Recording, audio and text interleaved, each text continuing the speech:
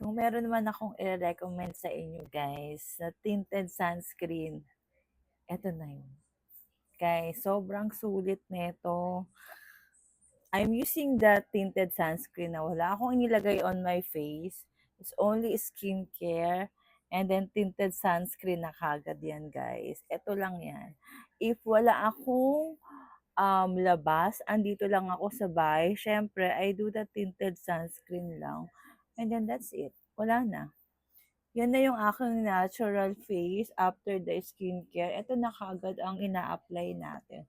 Look at that, guys. Itong tinted sunscreen, ina-absorb niya kung ano yung skin type mo. Look, oh, ang bilis niyang i-absorb. Make sure lang, guys, yung naka-moisturizer kasi kayo. Kasi itong tinted sunscreen na to is for the oily skin. Guys, for the record, I'm combination of dry and oily. Oily yung T-zone ko pero dry on my outer face.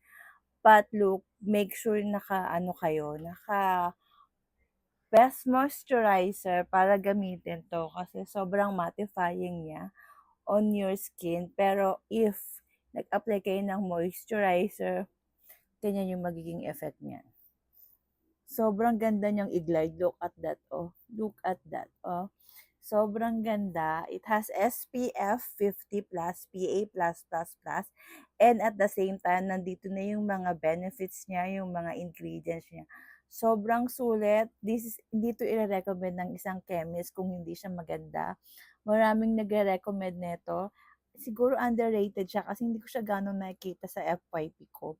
Pero look guys, sobrang ganda nito. Sobrang sulit. Ito ang maire-recommend ko sa inyo. Tignan nyo, kahit gaano kadami kong maglagay dyan, kahit gaano karami, i-absorb niya on your skin.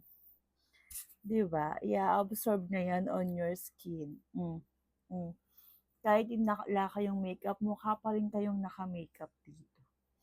So, sobrang sulit. Pwede ito gamitin kahit naman umaalis kayo. Okay lang naman. Kahit ito lang. Para kayong heart evangelista. Diba? Sobrang ano, i-apply niya on your, i-absorb niya yan on your skin. Sobrang sulit nito. I think this is less than 300. And then, i-grab nyo na yan. Yung may bundle silang 2+1. Naka-bundle yata yan. Check nyo lang. Ilalagay ko yan sa yellow basket.